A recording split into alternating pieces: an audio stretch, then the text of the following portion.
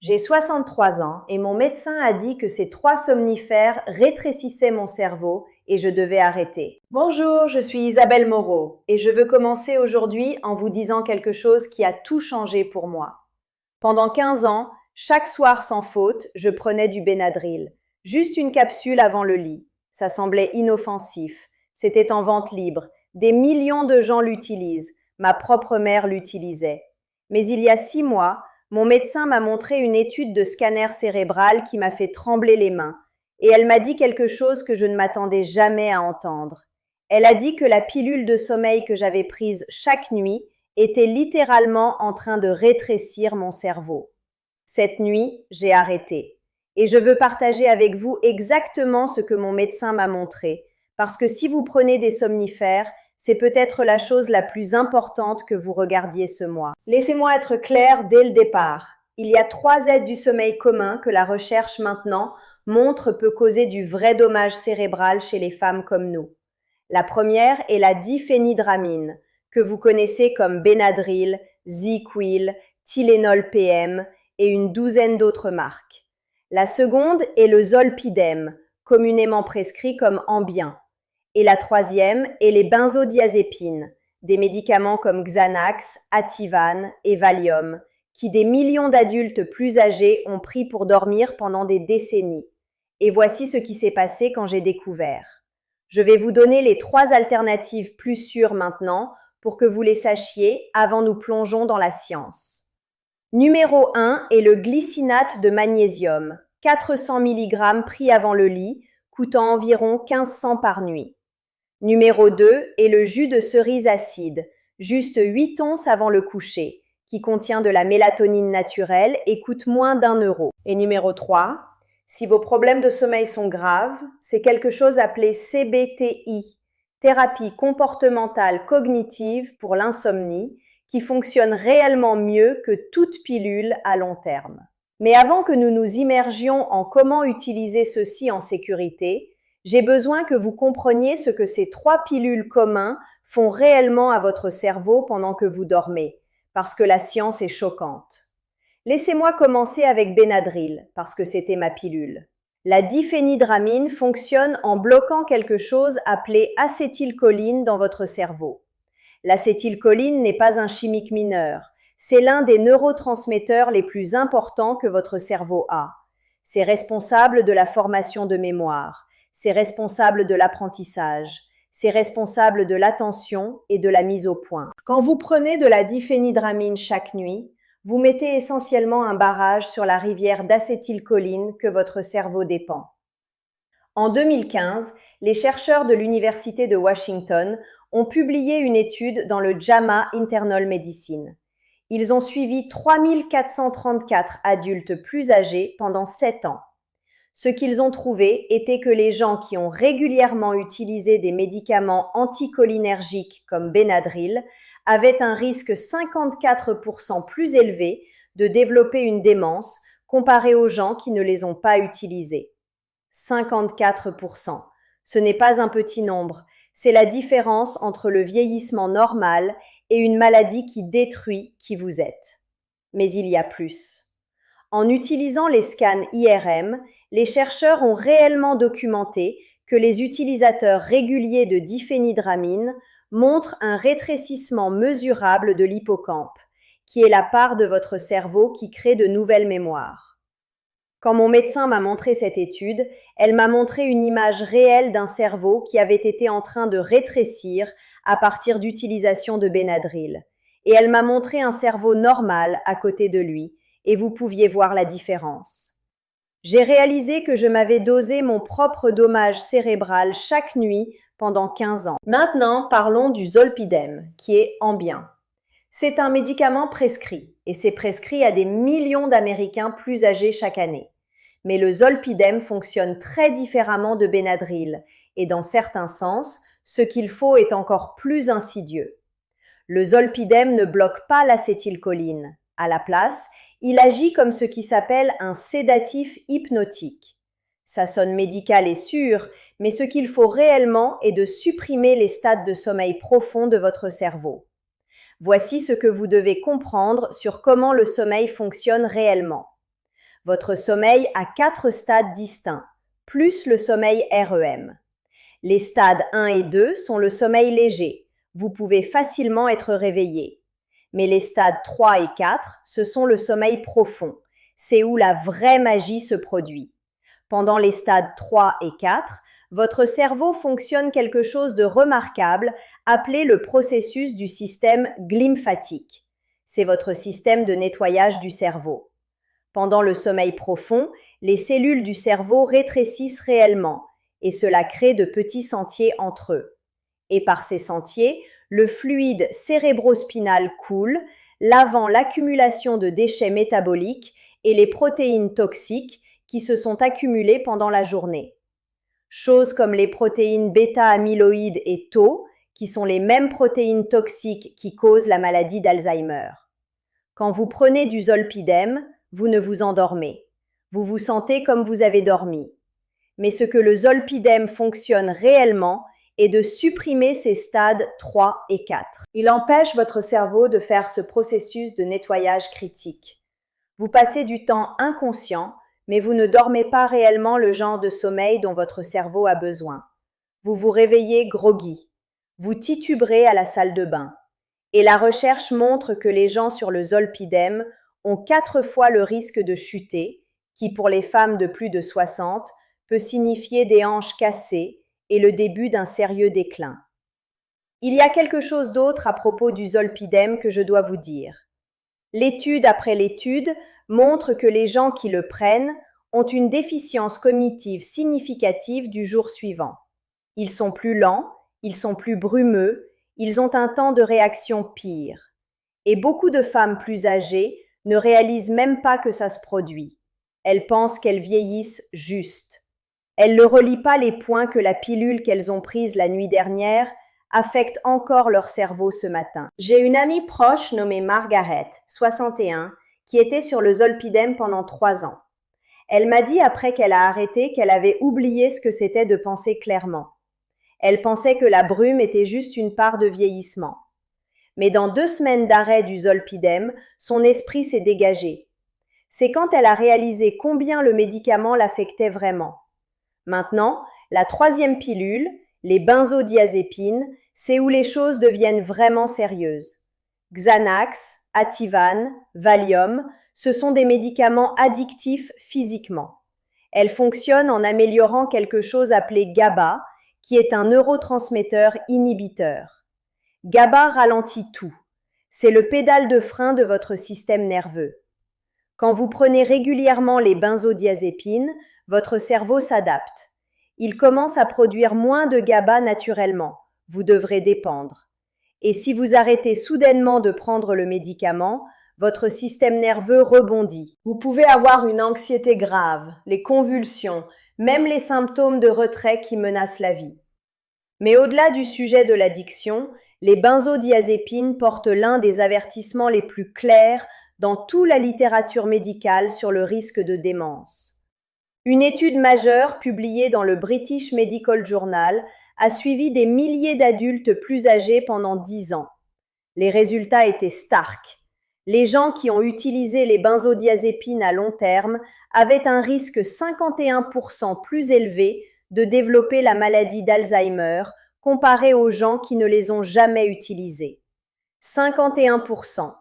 Et le plus longtemps les gens avaient été sur les médicaments, le plus élevé leur risque montait. Laissez-moi vous dire ce que cela signifie en termes pratiques. Laissez-moi faire ça réel. Si vous avez 65 ans, une femme, et vous avez pris du Xanax ou de l'Ativan pour le sommeil pendant 10 ans, les probabilités que vous développerez Alzheimer d'ici 85 ans sont considérablement plus élevées que vos pères qui ne preniez pas ces médicaments. Votre petite fille peut avoir à vous aider à se souvenir de son nom. Ce n'est pas hypothétique, c'est ce que les données montrent. Mais voici la vérité. Vous ne devez pas rester sur ces pilules. Il y a des alternatives qui fonctionnent réellement et je veux vous marcher par elles étape après étape. La première alternative est le glycinate de magnésium. Le magnésium est un minéral que votre corps a besoin pour les centaines de réactions enzymatiques. Mais le plus important pour nos buts, C'est essentiel pour détendre vos muscles et apaiser votre système nerveux. La forme glycinate est importante parce qu'elle est liée à la glycine, qui est elle-même apaisante. Elle traverse la barrière hémato-encéphalique facilement. Une dose de 400 mg prise 1 à 2 heures avant le lit est sûre et efficace pour la plupart des femmes de plus de 55. Le coût est remarquable. Vous pouvez acheter une provision d'un mois pour moins de 5 €. C'est 1500 par nuit. Comparez ça au prix d'une pilule de sommeil prescrite et au prix de gérer la démence. J'ai commencé à prendre du glycinate de magnésium il y a 4 mois quand j'ai arrêté Benadryl et mon sommeil s'est amélioré dans une semaine. Pas dramatiquement. Je ne me suis pas sentie frappée comme je l'ai fait avec Benadryl. Mais mon sommeil est devenu plus profond, plus restaurateur et je me suis réveillée l'esprit clair. La deuxième alternative est le jus de cerise acide. La cerise acide est l'un des seuls aliments naturels qui contient la mélatonine. Et la mélatonine est l'hormone que votre corps produit naturellement pour réguler votre cycle sommeil-veille. Quand vous buvez 8 onces de jus de cerise acide à environ 1 heure avant le lit, vous donnez à votre corps un coup doux et naturel de la mélatonine. Le jus de cerise acide est aussi riche en anthocyanines, qui sont des composés anti-inflammatoires puissants. Donc vous ne juste améliorez votre sommeil, vous réduisez l'inflammation tout au long de votre corps. Une bouteille de jus de cerise acide coûte environ 2 à 3 € et dure plusieurs jours. Et contrairement à somnifères, le jus de cerise acide n'a aucun inconvénient. Vous pouvez le boire chaque nuit indéfiniment. Maintenant, si votre insomnie est plus grave, si vous avez été sur des somnifères pendant des années et les approches naturelles se sentent inadéquates, il y a quelque chose appelé CBTI, thérapie comportementale cognitive pour l'insomnie. Ce n'est pas une thérapie de parlure où vous vous allongez sur un canapé et discutez vos sentiments. C'est un protocole comportemental spécifique développé par des chercheurs de sommeil qui a été testé dans les centaines d'essais cliniques. Les résultats sont remarquables. CBTI est plus efficace que les somnifères à l'amélioration de la qualité du sommeil à long terme. Mais plus important, ça fonctionne réellement votre sommeil. Vous ne devez pas dépendre de ça. Ça enseigne à votre cerveau comment dormir naturellement à nouveau. CBTI implique un spécialiste du sommeil, généralement au-dessus de 8 à 10 sessions, vous enseignant les techniques spécifiques. Vous gardez un journal détaillé du sommeil pendant 2 semaines. Vous apprenez quelque chose appelé thérapie de restriction du sommeil, où initialement, vous ne passez que du temps au lit pendant les heures quand vous dormez réellement, qui sonne contre-intuitive, mais fonctionne puissamment.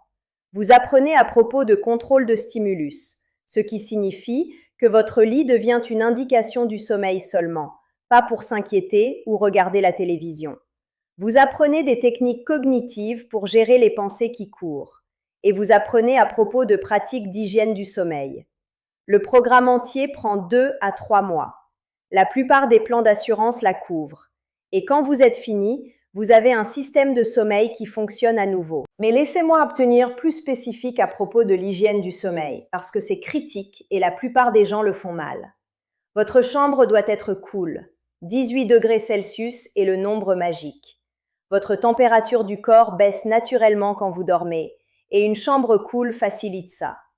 La plupart de chambres des gens sont trop chauds. Si votre chambre est 22 ou 23 degrés, votre sommeil souffrira. Vous devez le descendre à 18.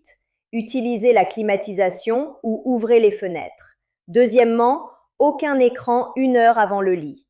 La lumière bleue des téléphones, tablettes et ordinateurs supprime la production de mélatonine.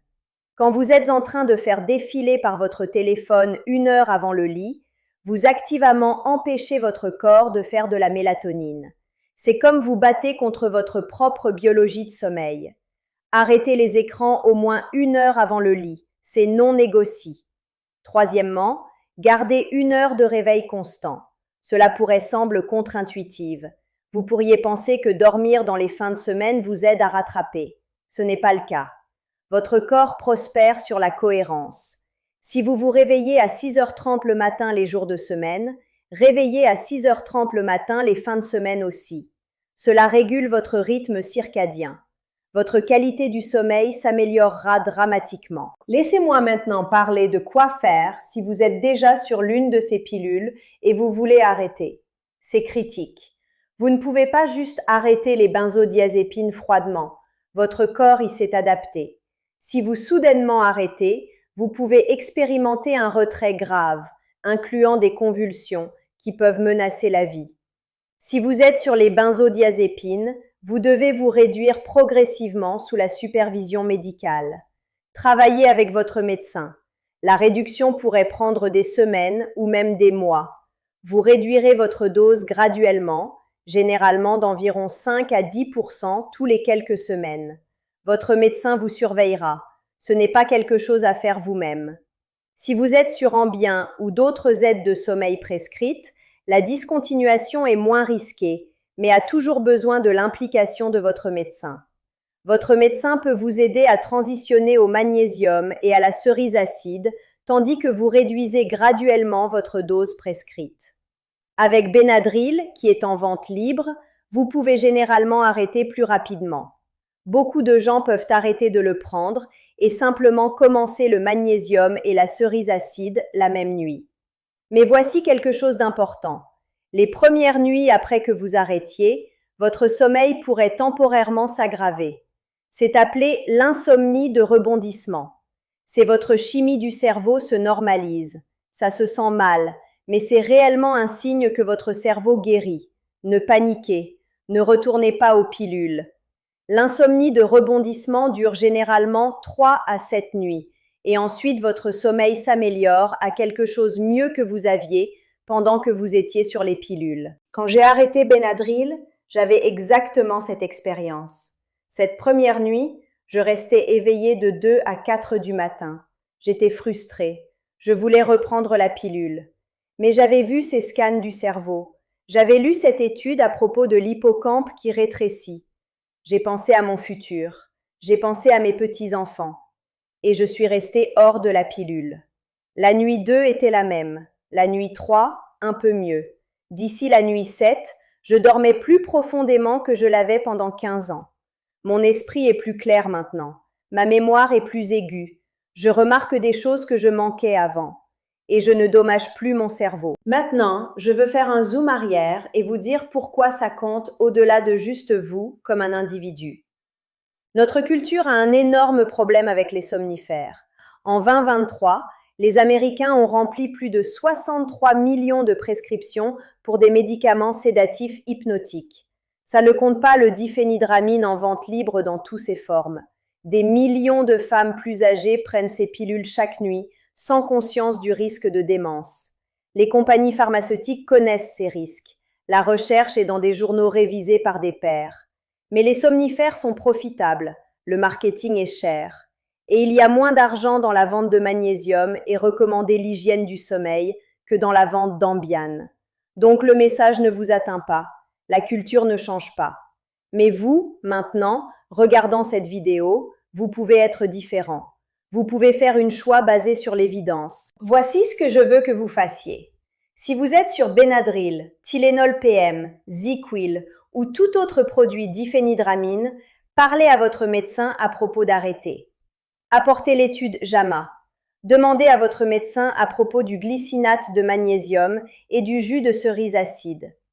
Si vous êtes sur Ambien ou un autre aide de sommeil prescrite, planifiez une nomination avec votre médecin spécifiquement pour discuter les alternatives et un plan de transition.